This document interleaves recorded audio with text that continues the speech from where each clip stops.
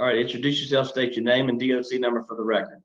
Glen S DOC 369475. All right, Glenn, my name is Brennan Kelsey. I'll be chair. Along with me is Mr. Marabella and Mr. Jones. We'll have a pro interview, ask you some questions. You can respond. At the end, you can make a statement, you'll take a vote. You understand the process? Yes, sir. Glenn Stiles, DOC number 369475, first class offender, 12/12/2019. Is your parole eligible date, not eligible for good time, and your full term is life, armed robbery, 2 counts, and aggravated rape. Does that sound correct? Yes, sir.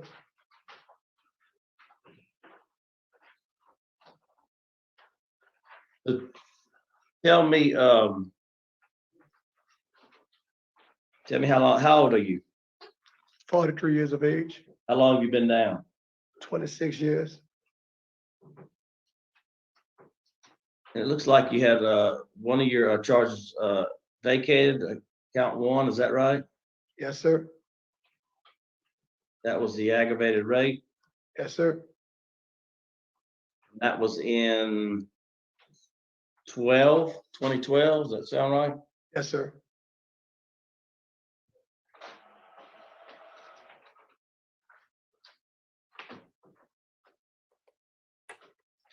So tell me what you're currently doing. What are you, are you a trustee? What are you doing? Yes, sir. I'm currently a trustee. I work at CDC Distributor Center.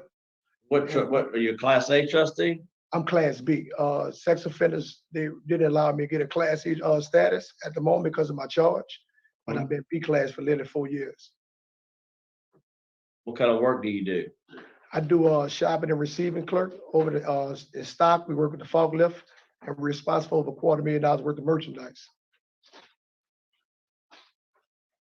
What's your last disciplinary write-up? 2015, February 27th. What? Intoxication and possession of synthetic marijuana.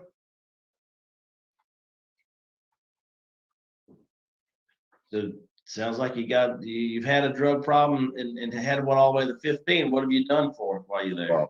Well, since then, I rewarded Bernard for help, and I went to a program. I got drug program since then, and I've been actively involved in NA and Celebrate Recovery. What drug treatment program did you go to? CPP accredited program. That's something that was given for reentry. They let a few Angola members attend there, and I was doing treatment. They do it for like every weekly, then they test us for like a year. So I successfully, my last 6 years, I've been without drugs. What other, do you have a GED or high school diploma? Yes, sir. I got a GED in February 12th of 1999. And how were you? How long did you go to school? What grade did you drop out of school? I was the 12th grade. Went to the 12th grade. You dropped out. What school? John McDonald High School. And why'd you drop out? I didn't drop out. That's when I caught this charge. All right. How old were you when you caught the charge? 16 years old. Tell me about the crime. Tell me about what happened. The crime was me and my co-defendant, we were smoking weed and drinking alcohol that night. We was riding around with no specific destination in mind. And we knew it was a door open, and we entered the door thinking that we would go get money. And everything turned out bad. We wound up sexually assaulting Ms. Lisa Cobb and robbing Mr. Bordas. We took some guns, took some phones, and we fled the scene. And I realized after it was over that my decision I made was terribly bad, and I'm terribly sorry about what I done. My ex was, I wasn't raised like that, and I understand that I should have never done that, but it was after. And you were on dope at that time? Yeah, we smoking weed and drinking some alcohol early at night.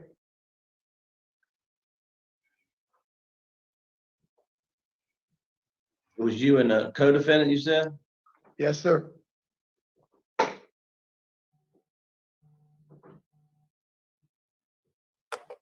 What's your plans if you to be successful today? Where would you go? What would you do? Well, if the board see fit to let me go, I would go to my mom temporarily. Then I got accepted by the parole project, and they employ me next door to me. He a mentor named Louis Gibson. He'll bring me every day to the parole board, and I already identified NA group that I could be a part of. And I have temporary employment at the manual cleaning service where I'll be buffing floors. And then I'll stay till I get an out-of-state compact approved. And I'll be living with my sister. And I got 2 job applications. That's 2 jobs ready for me to work down at tax service Atlanta. Where's out of state? Where? Georgia, McDonough, Georgia. My sister live out there. You're gonna go. You would want to go to Pro Project, then get your ICOTS, and then go to Georgia. Yes, sir.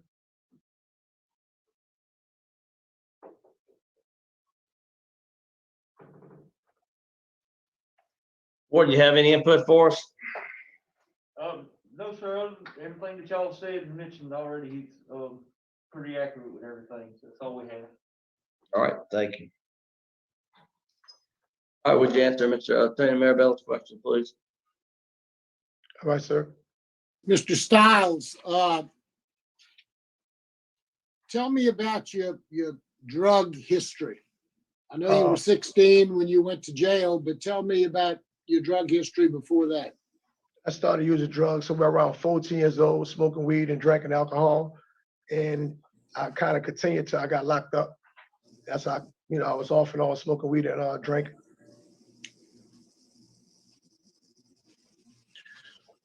What do you believe is the most important programs you've taken while you've been in prison? It's a combination of a few of them, but Thinking for Change that stand out more than any one of them because it taught me how to be an effective thinker. I know how to deal with conflict situations, issues. I know it's time to think, and you have a time to in your face. So I learned the value of making decisions. Have you taken anything dealing with sex offenders or sex offender treatment at all while you've been in prison? Yes, sir. I've successfully completed risk management program. Tell me what you learned about that as it relates to what you did and what you committed that night. Well, risk management, it taught me a lot about risk factors. It taught me about not being around negative peer group. It gave me hints of understanding when I'm violating risk factors. And it helped me understand and make better decisions. And what did it tell you about what you did to the victim in this case? It showed me that I greatly affected the victim lives and the victim family lives tragically behind my decision. And I'm terribly sorry behind that. What kind of skills have you learned while you've been in prison in terms of long-term work? Well, I obtained 5 diplomas: carpenter, culinary, graphic arts, and pesticide degrees. I have 2 of them. I want to do carpenter work. I want to do carpenter work if I get an opportunity to get out of here. Carpentry work is the work you want to do? Yeah. I'm good with my hands. I'm very crafty. I worked on a carpenter crew for over a year and a half up here, and I got a ton of experience. How are you going to be able to stay off of drugs if you get out? Well, I'm a recovering addict. I haven't touched drugs in over 6 years. I'm gonna be a part of AA and NA group, and I'm gonna enroll to Celebrate Recovery. And I got a strong support team, and I got a mentor. You say you've been off drugs for 6 years, so you've had issues while you've been in prison? Oh, can you repeat that? What you mean by that? You've had issues with drugs while you've been in prison? Yes, sir. Yes, sir. How many times have you been written up for drugs or having drugs in your system?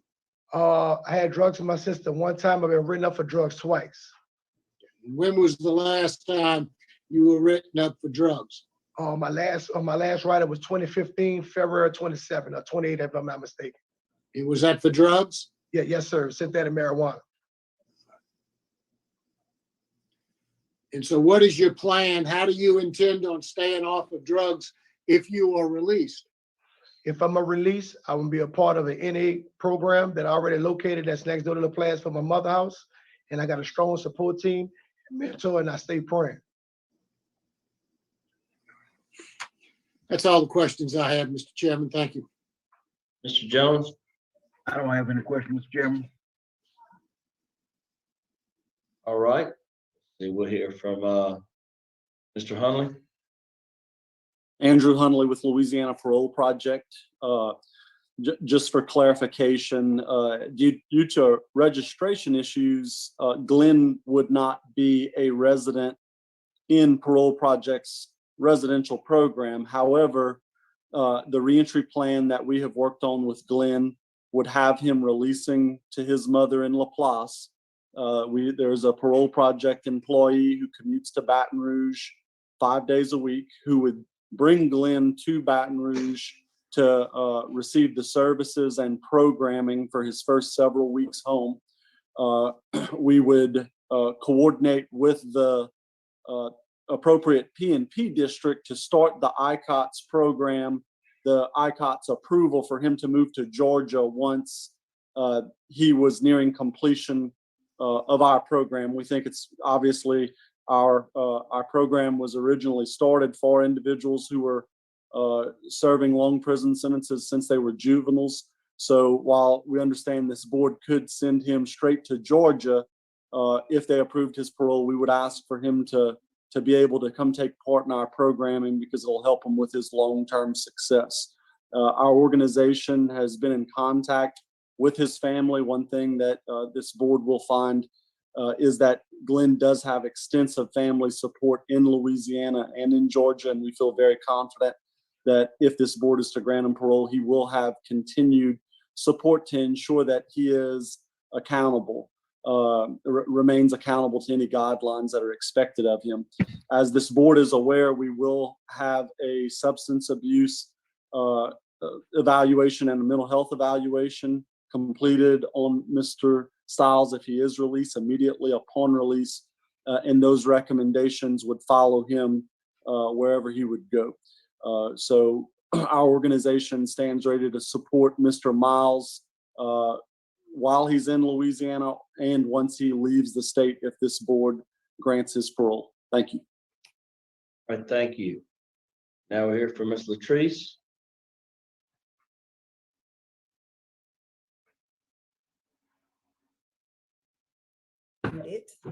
All right.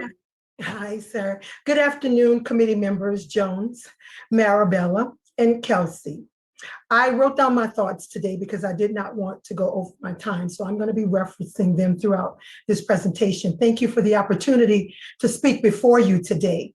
My name is Leatrice Dupre, and I'm Glenn's aunt. Glenn's mother, Teresa Stiles, is my only sister. In fact, Glenn's mother is here with me today. I'll rotate my camera so that you could see her. She's here. And also, Glenn's 82-year-old grandmother is here with us today as well. That's our mom. Her name is Miss Rosalie. We're all here in support of Glenn. In addition, Glenn has a host of aunts, uncles, and other close family members and cousins who are also watching live on YouTube in support of Glenn. They all could not be here today because of COVID restraints. The women that are in the room today all helped to raise Glenn. Glenn has 3 moms: his biological mother, who you just saw, his grandmother, and me, known as TT. We are all strong Christian women who have worked together to teach Glenn morals, values, compassion, and more importantly, right from wrong, and to have a conscience. I remember when my mother right here used to take Glenn to St. Leo the Great Church every Sunday.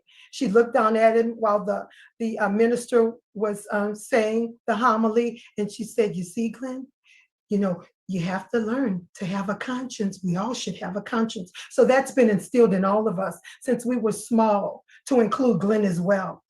We've set a strong foundation for Glenn in which to succeed. And aside from Glenn not having a father figure in his life, Glenn had all the necessities of life.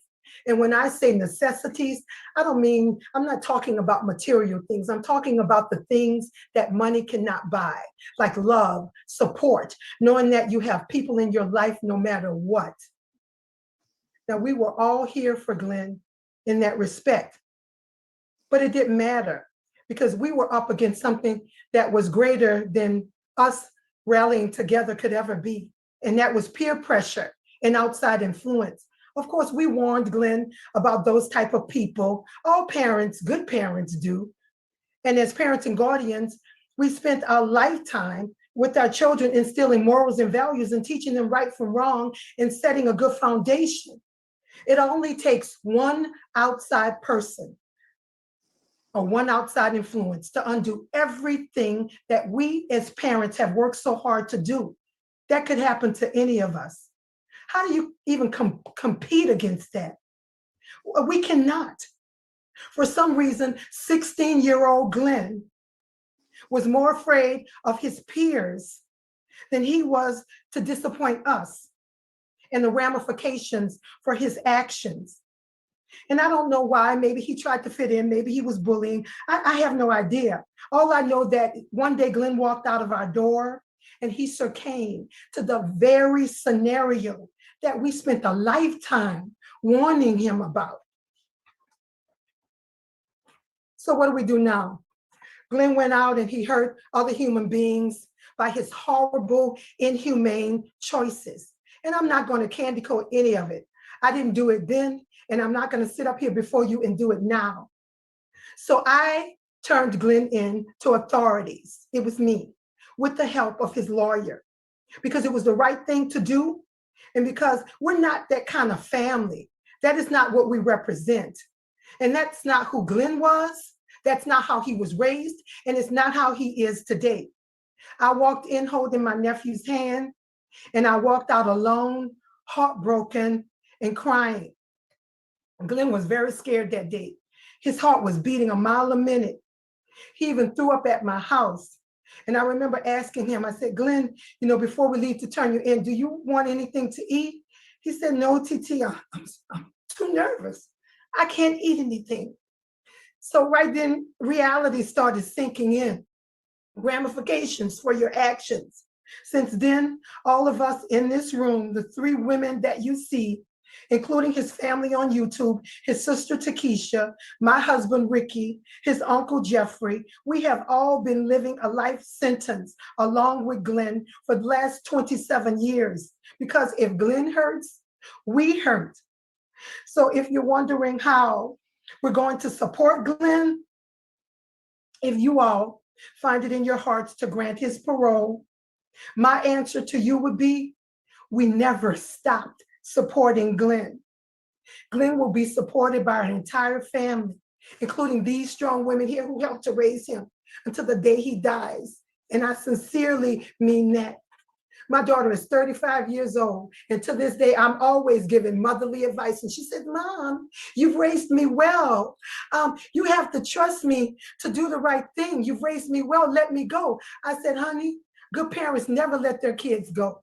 And maybe I'm just an overprotective parent, and sometimes I get teased being that way, but I like being that way because I like to stay on top of trouble, to confront it and nip it in the bud before it escalates to anything more serious. We have been by Glen's side, as I said, for the last 27 years throughout his entire incarceration. Prison number 369475 is no longer the immature 16-year-old who walked into Louisiana State Prison 27 years ago. Glen Terrell Stiles, who is now 43 years old. It's hard for us to believe that, but he's now wiser. He's educated. He's skilled, he's more experienced, he's knowledgeable, and he's mentally strong. That's important to me. Glen has grown as a person, tremendously he's grown as a person. I can hear it in his spoken word. I read it in his written word when he writes me letters. I see it in the numerous accomplishments while in prison and through his hopes and plans for the future. Glen now knows what he wants and what he does not want in life. He will no longer be swayed by negative influence. I remember one incident when I visited Glen in prison. He sat there and we were in the commissary and he reflected on his life and he told me that doing almost 30 years in Angola, and this is a true story, that it amazed him how he saw some of the inmates be released and come back again 2 and 3 times. He said, TT, I'm baffled about that. He said, if I'm fortunate enough to get a second chance and I leave this place, I will never, ever do anything to come back here. You best believe that. And that's a quote directly for Glen. I believed him then, and sir, I believe him now. He has finally demonstrated to me that he is in control of his own life, not his peers anymore, and that he can make wise decisions regarding his future, Glen Terrell Stiles' future. I'm very proud of Glen, not for the crimes that he has committed, but for the man that he has become.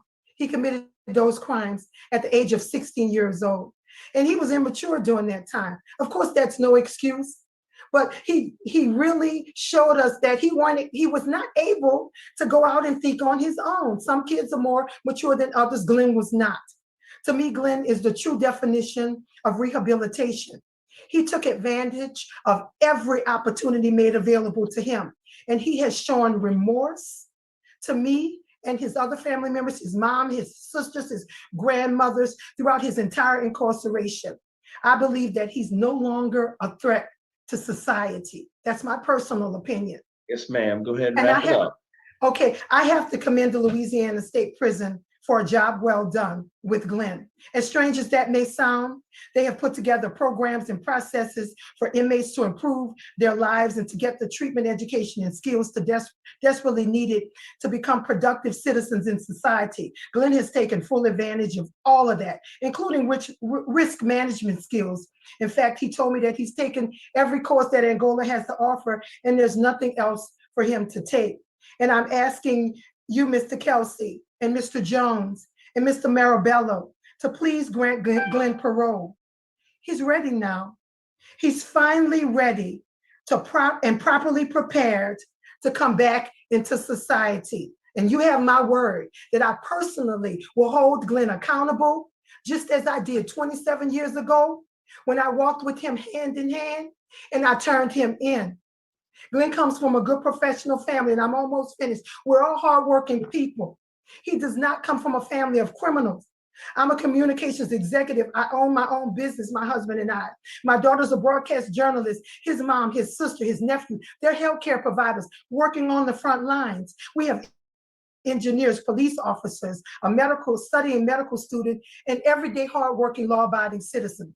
Glen does not have to look far for positive role models. Our entire family is here for Glen and will support his success in any way that we can. I'd like to see him pay it forward and share his experience with other wayward at-risk teens in hopes of convincing them to make better choices and to stand up strong against negative influences like Glen couldn't do 27 years ago.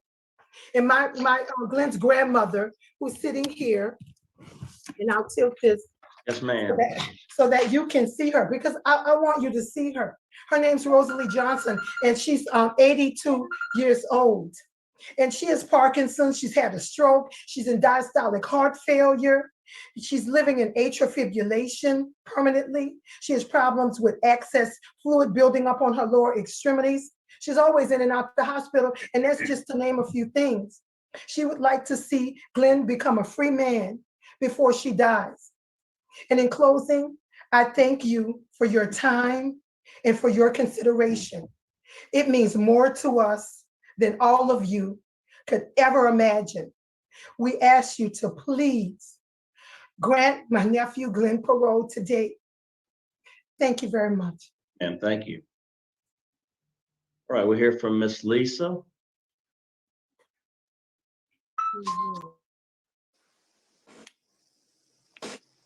Good morning. I had 1,000 things that I wanted to say this morning. But just his aunt just explained that they've been living a life sentence along with him. So have I. I've been living a lifelong sentence full of pain. I felt like I was treading water and drowning almost every day of my life because of what he did to me. I understand your pain. I understand your support, and I commend you for sticking by him. Ultimately, it doesn't matter what y'all have done, it's what he has done. If he is prepared for this, it's in God's hands. All I want is some sort of peace in my mind after all of these years. I don't want to have to live with the pain of the words, "have a nice life," as that gun was pointed to the back of my head. I want those words to go away. I don't want him to suffer. Most people would. I don't. I want to be able to forgive. God forgives. God is good. He has forgiven me for so many things. I can't forgive Glenn yet. I pray that one day I can. I really do. I really do. I pray for justice. I pray for Glenn. I pray for you, the family, his mother. Y'all didn't ask for this. I didn't ask for it either. I didn't ask for any of this.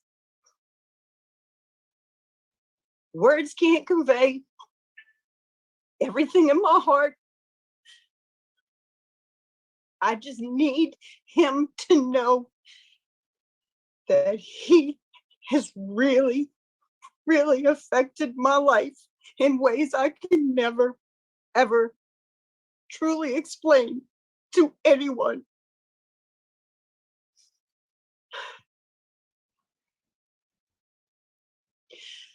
I have made it all of this time. I don't know how. Grace of God. I finally have a great family, a great husband, great support system. But it has never left my head. And I just want to be able one day to lay my head on the pillow and just not have to freaking think about this.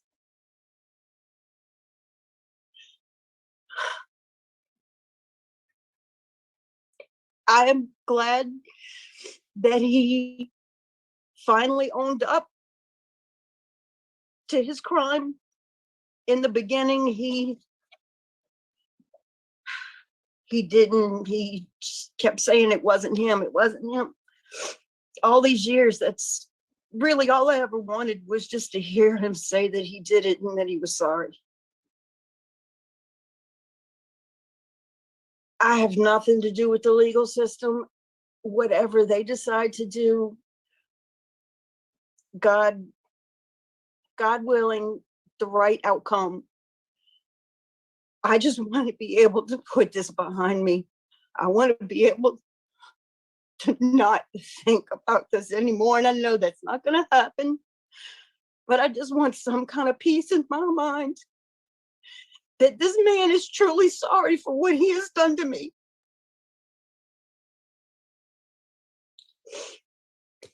That's all I have to say. All right, thank you. Now we'll hear from Mr. William.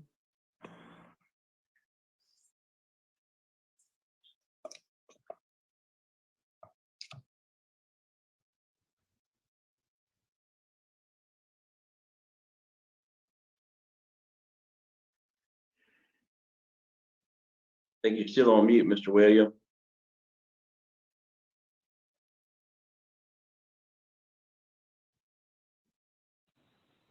Okay, go ahead.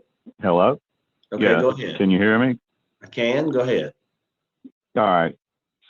I understand that one of the reasons for this hearing is because of the age Glenn Stiles was when he committed his crimes. To me, he became an adult when he took part in those crimes. He wasn't like a scared kid who was, bullied into doing something. He was the person standing behind me telling the other man with the gun to blow me away because I didn't have enough money in my wallet, according to them. I didn't see him as a scared teenager. I saw him as a criminal. I mean, growing up as a teenager, I'd had bad thoughts and urges to do things, but I didn't act on those. I didn't carry any of that out. I feel his age had nothing to do with his judgment. He did those things due to his lack of consideration for others, and I think he will do more of the same if he's out in public.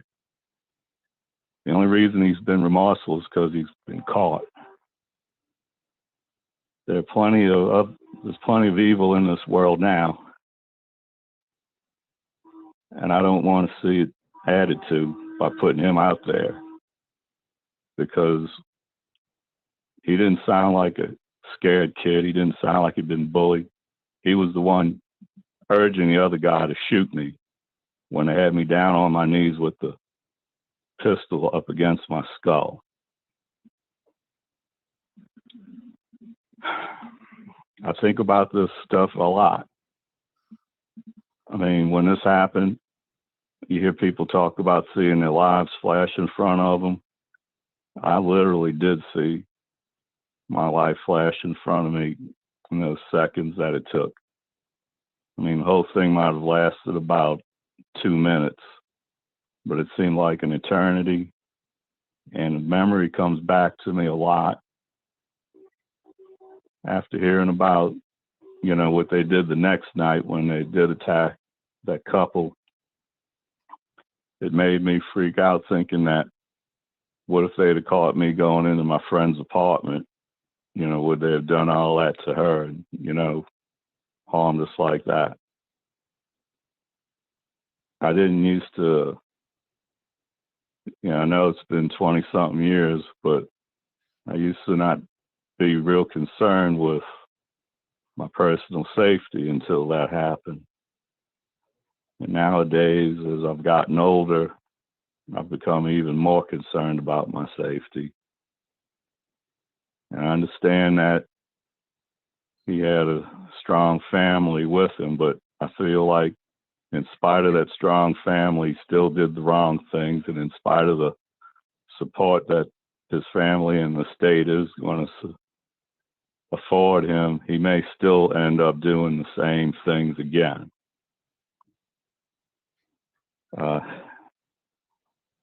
That's all I have to say today. All right, thank you. Now we'll hear from Mr. Randy Meyer. Good afternoon, Randy Meyer, Assistant DA in Jefferson Parish. We are strongly opposed to Mr. Stiles' parole. Without question, this was a horrible, horrible, brutal crime. There's very strong victim opposition, including from Brett Borders, who was with Ms. Barrios at the time of this crime. I spoke with him yesterday, and he called me and said, due to work considerations, he was not going to be able to participate today. But he wanted me to express to the board his very strong opposition.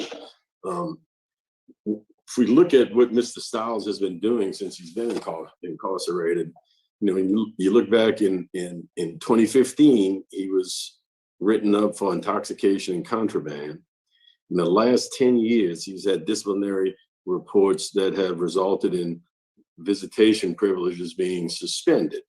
Those were for having sex with a visitor while he was at the jail, drug dealing, testing positive for mojo. These offenses all occurred in his 30s. He wasn't a teenager at the time when these offenses all occurred. And that is pretty concerning. What's most concerning to me is Dr. Ord's mental health evaluation that was done in January of 2021, just a couple of months ago. Mr. Stiles stated to her that the robbery was spontaneous and not planned. However, the first robbery occurred December 2nd at 9 p.m. The second robbery the robbery and rape occurred December 3rd at 7 p.m. the next day. So they left in the same neighborhood, down the street, a couple of blocks. Both offenses occurred a couple of blocks from each other. So they came to suburban neighborhood, committed an armed robbery, then returned the next day. They clearly planned these offenses, at least at least the robbery portions were planned. And then both of these men committed the sexual assault. Dr. Ord, her opinion, she states that Mr. Stiles' responses indicate his risk in engaging in aggressive misconduct may be understated. She found that the initial review of the PAI results suggested questionable validity because he would present himself in an overly favorable light. She says because of his reluctance to acknowledge personal problems, interpretive hypotheses should be reviewed with caution. That's a healthcare provider whose job is to discuss the issues with Mr. Stiles and give the board and give the state an opinion as to whether her opinion that he can be released and not continue to commit these crimes. I don't think she doesn't come out and specifically say he's going to come back and commit the crimes, but I don't think she's comfortable based on what I've read in the opinion. She also references that her opinions were confirmed by the December 19 evaluation, where Mr. Stiles was being treated for opioid abuse, but he quit taking the drug because he said he didn't need it. That's concerning, very concerning also. So, based a lot on Dr. Ord's opinion based on the fact that he continues as an adult and I know it's been about 6 years since he's had his last write-up, but he continued through that time committing offenses while he's been incarcerated.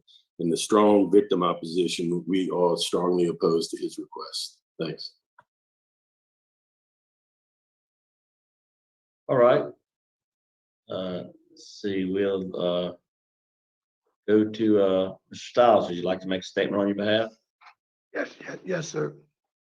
First, I want to thank this board for this opportunity, and I'm going to take sole responsibility for my decision-making.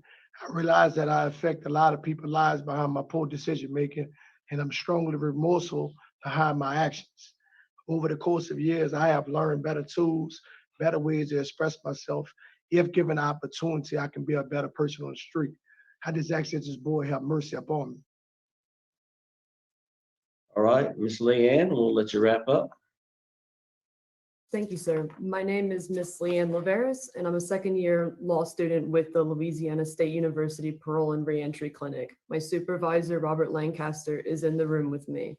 I assisted Mr. Stiles in preparing for this hearing and in drafting his brief, and I'm prepared to make a final statement if the committee deems it appropriate.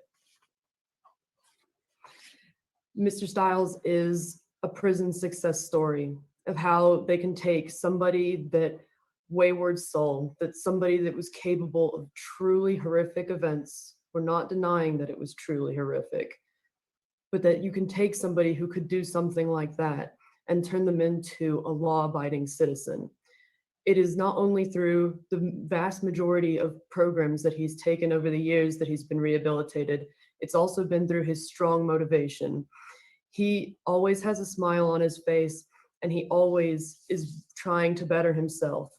From the day he walked into Louisiana State Penitentiary, he knew that he had to become a better person because he knew that there was something, he'd done things wrong and that he had to change something about himself. He got his GED and he took risk management and victim awareness before Graham came down and before he even had the dream of getting paroled. When he committed this crime a few days shy of his 17th birthday, when the brain is not fully developed yet, especially with regards to making decisions in emotional situations and where peers are involved. He stands before you now, a 43-year-old man who, through his programming and years of maturity, has learned the tools to be able to handle that which comes before him. He's also of an age where he is statistically less likely to commit crimes in the future. To back this all up, he has a low Tiger score. And as you've heard from his family earlier today, he has an incredibly strong support network. They not only will provide him with everything and anything that he needs in order to succeed, but they will hold him accountable. As Ms. Dupre said, she was the one that walked him into the prison, and she has no problem doing it again if he were to step out of line.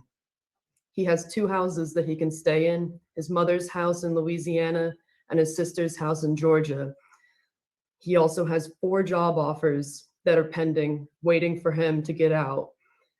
In addition to that, he has technical certificates, as he said, in carpentry, which he would ultimately like to do, graphic communications, and 2 different ones in culinary arts, in addition to the pesticide one. These help make him even more employable. He is, without a doubt, he always is trying to push people to be the best that they can be.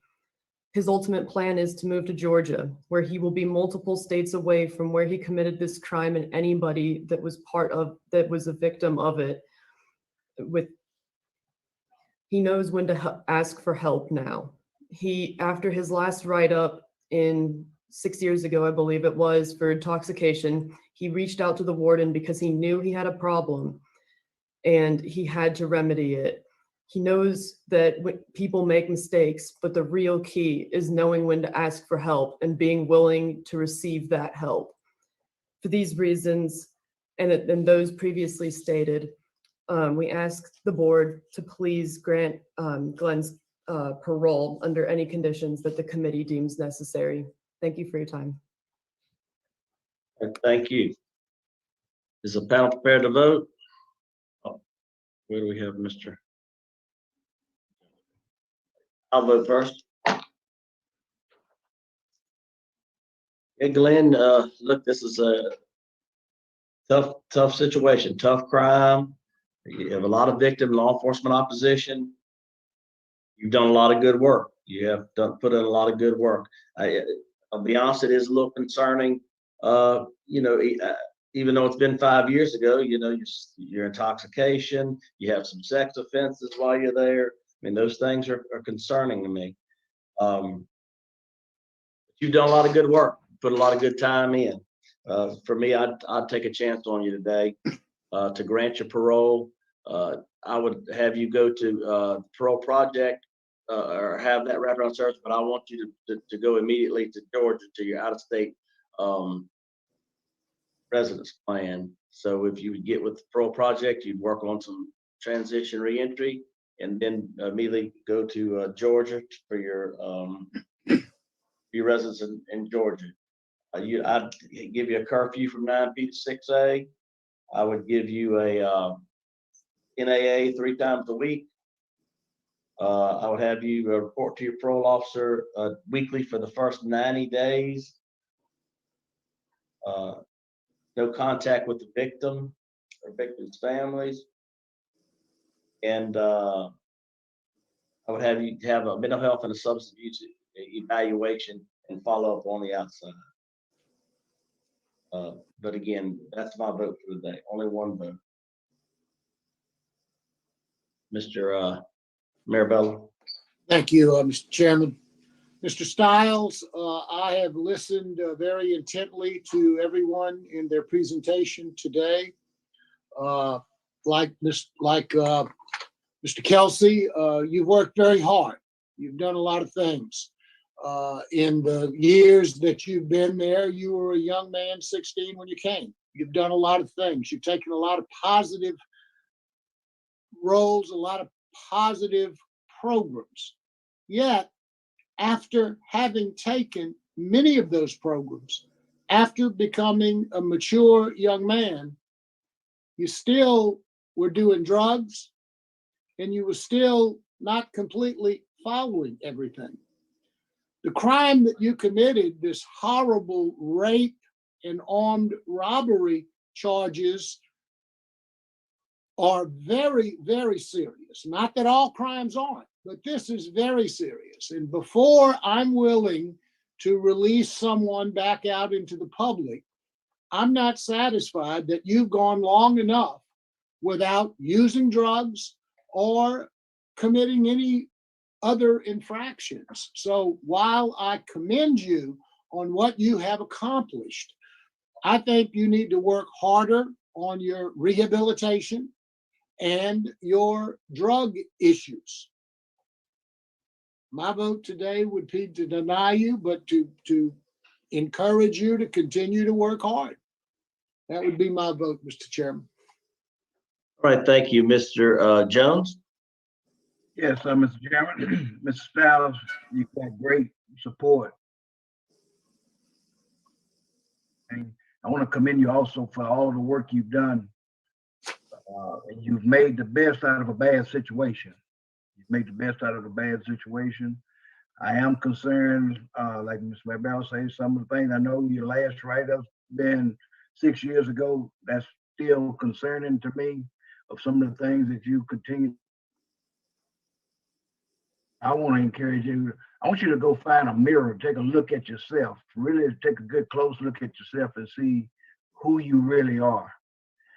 My vote today is going to be to deny also because of the strong law enforcement opposition, victim opposition, and my vote will be to deny also.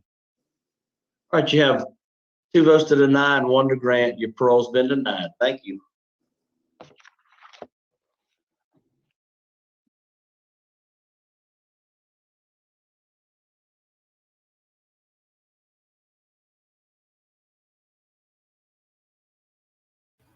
We're going to break down the facts of this case, and we're going to go through how brutal, how vicious, how violent, how horrific the acts were. And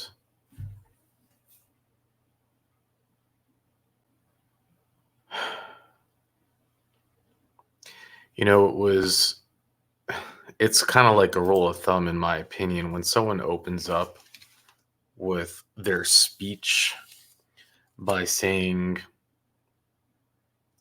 I'm going to keep it short, you know that it's going to be long and it's going to be rambling and it's going to be ridiculous.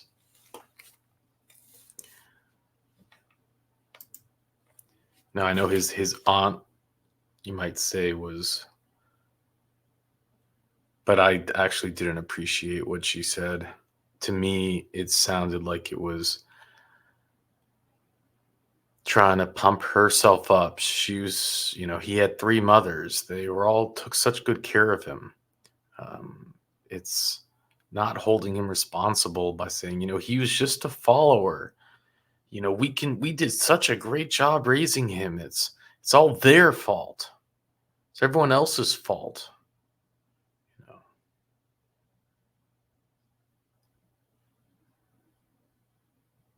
All the pain and suffering that they're going through. And meanwhile, you have the victim just sitting there having to listen to it go on and on and on and on and on and on.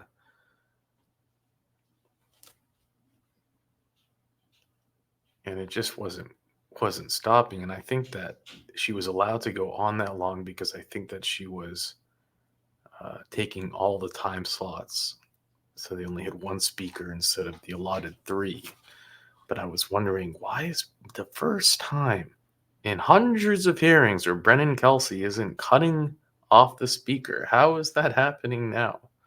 But I think that's why. But even then, I didn't time it, but it still felt like it went over.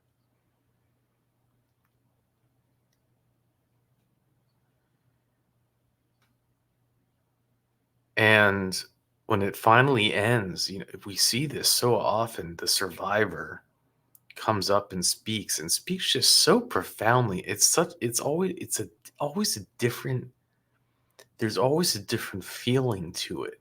There's essence in it. There's something so much more authentic to me. I feel, and what she said without having to write it down, without having to read off the Bible, basically, about praising everyone, but seeming to show very little empathy.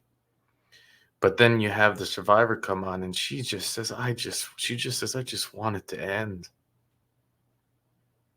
You didn't feel even anything. She just wanted the system to do it. She just wanted it to end. But you saw when they made the right decision she was relieved. The sigh, it looked like she let out, she exhaled. She was holding her breath. Then she got a hug from her loved one. I mean,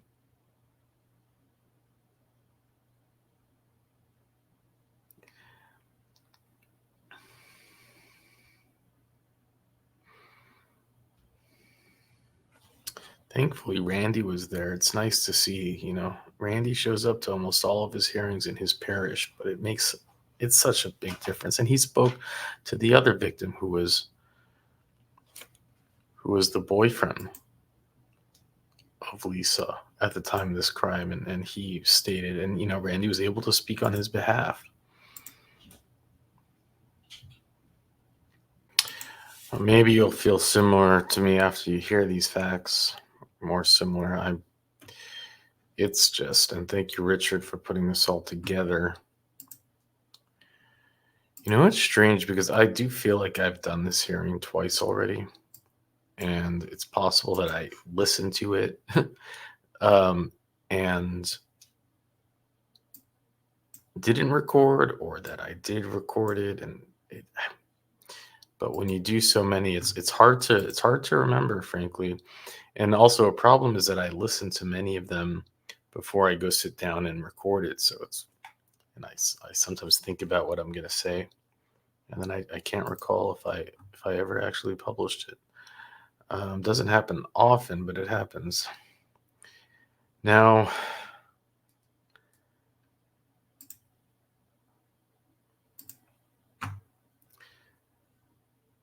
okay, so count 1 on the aggravated sexual assault, 2 armed and 2 armed robbery. Okay, on December 3rd, 1994, a young engaged couple, they were engaged, okay? They were sitting in their apartment with the door cracked open, waiting for friends to arrive. It's not midnight. It's 7 p.m.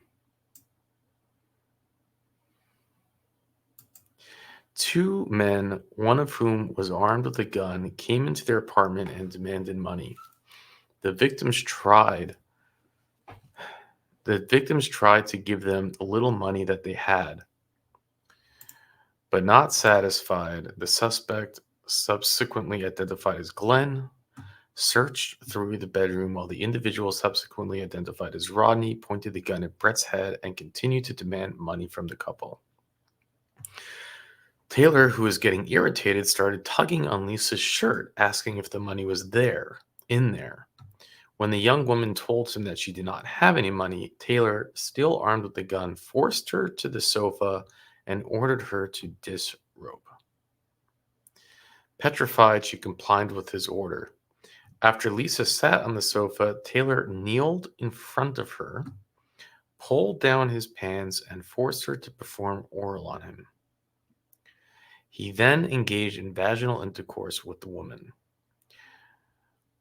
So this young, engaged couple with their whole lives ahead of them had these 2 punks come into their home and do that. And and then to now think about listening to his aunt talk about how they raised such a great kid and it's all everyone else's fault. And that's how and why I'm so enraged. The idea that he would even be going back to that home is just sickening. You cannot say those statements when your nephew does something like that. During the ordeal, Stiles, who is now holding the gun, had it pointed at Brett, who was lying on the floor pleading with them not to hurt his baby. Her fiance had to go through that. In response to Brett's pleas, Stiles told him that if he did not shut up, he would blow his head off. As Taylor sexually assaulted the young woman, Stiles walked to the couch and then forced her to perform oral sex on him. So they're both at the same time.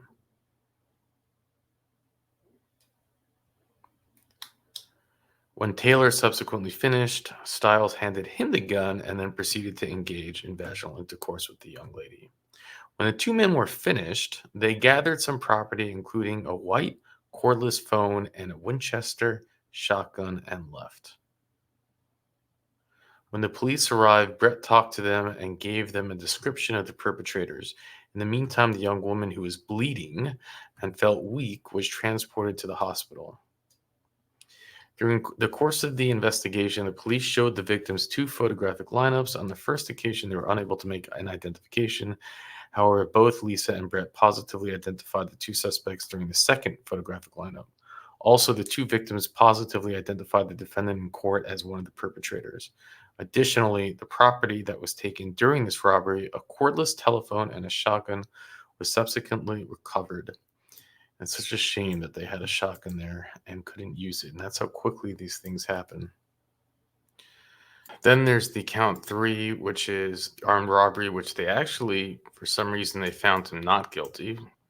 Whatever, the jury's, So then you skip to count 4, which is an armed robbery. Who we heard from him. He was on the phone, or we didn't see his face. He chose not to have his face there, and he spoke about how he saw, if you remember, how his life flashed before his eyes. On December 2nd, 1994, at about Taylor, armed with a gun, cursed at the victim, forced him to his knees, put the cocked pistol in his face, and demanded money. Again,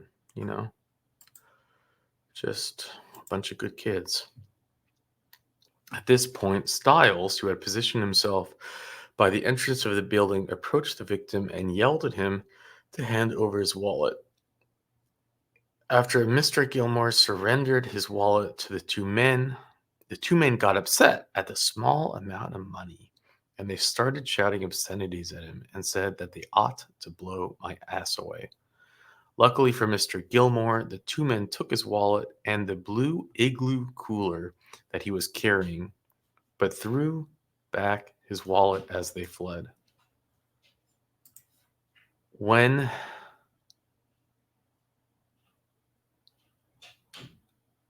Flew back the wallet as they fled.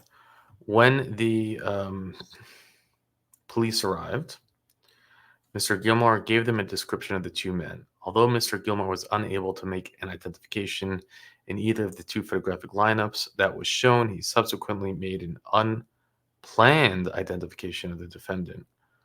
What does that mean? As Mr. Gilmore sat in the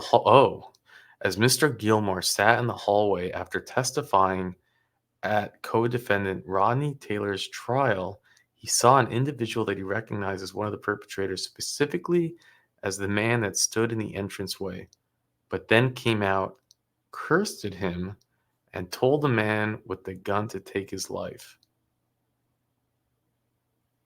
I'm not sure what that means. Testifying at co-defendant Rodney Taylor's trial. Okay, so he's testifying at his co-defendant's trial, and he saw someone that he recognized as one of the perpetrators, specifically as the man that stood in the entranceway, but then came out and cursed at him and told the man with the gun to take his life. So that's so interesting. He just finishes testifying when he sees him. In addition to that identification, Mr. Gilmore positively identified the defendant in court as one of the perpetrators. The cooler, which was taken during the robbery, was also recovered at Rodney Taylor's residence. These guys are just brilliant. In addition to the testimony of the witness previously set forth, which reveals the factual scenario of the offense, as well as the investigations, there are several other witnesses who testified at trial. Rodney Taylor's co-defendant admitted he was involved in the crimes, but denied any involvement in the part of Glen Stiles. According to Taylor, implicated Glen in his statements because Stiles had robbed him. A trial lawyer claimed that Joseph committed the offenses with him, however, did not want to implicate Howard, who threatened to kill his family.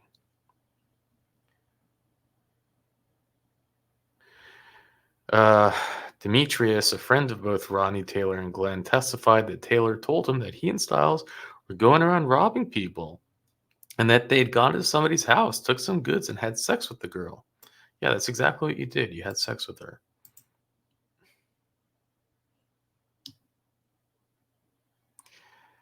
It's you know, he like, so he was 16 when he did this, right? And the reason that he has a chance for parole is because they found it unconstitutional to lock people, keep these kids up for life.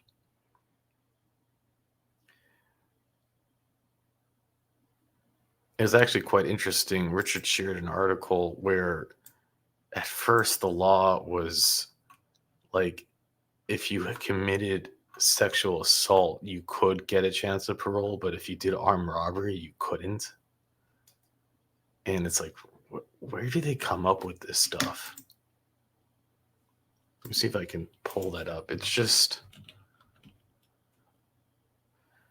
here. See if this is it.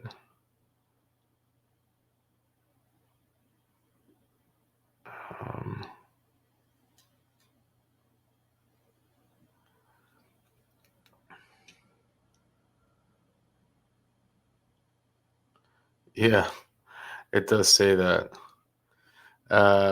He was 16 when he sexually assaulted a woman, is eligible for parole.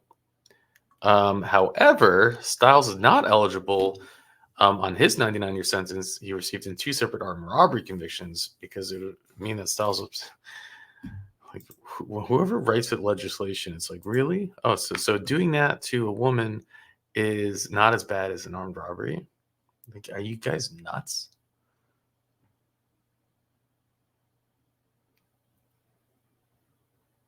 They tried to make an alibi for him. So okay, yeah, this actually sits perfectly with what we just saw. After the state rested its case, the defense counsel called several witnesses to testify on the defendant's behalf and to attempt to present an alibi for him. They brought in the defendant's grandmother, who testified in December. Is this the same grandmother that the aunt went on crying about her physical condition? They brought in the grandmother, or the testified that on December 3rd, 1994, the defendant cut grass all day until 5 p.m., at which time he went to his mother's house and crossed the street and took a bath and then took a nap. The defendant left the house at 7:45 when a friend picked him up. The defendant went to school, stayed late, played football, arrived home.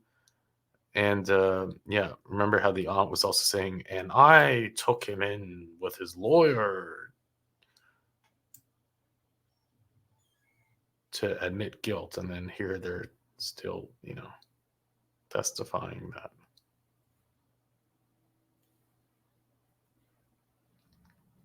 I mean, to their credit, the aunt did not stand up as a witness in his defense. So, I can't be totally hard on her. And I get it. Family members need to stick up and love their family members. But at a certain point, you cannot, what's the word I'm looking for? It's like you need to hold them accountable. And I just didn't feel I felt that it was a lot of blaming on other people. The defendant also testified on his own behalf and denied any involvement in the robberies and the sexual assault. According to the defendant, on December 3rd, 1994, he cut grass until 5 p.m. and went to sleep and left the house at 7:45 with his friend. Okay. Anyways, they found him guilty. So it's he is still locked up. According to the information I have, he's actually not at Angola. He's in Elon Hunt.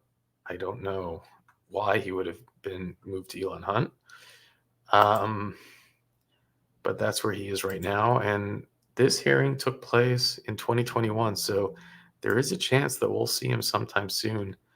And when we do, we'll play it for you. But again, thank you, Richard, and thank you for being here. And how do you feel? Do you feel that because he was 16, he should be getting out? I mean, his record's not that great in Angola. We have seen better. But it's not terrible either. Anyways, with that, I'll let you go.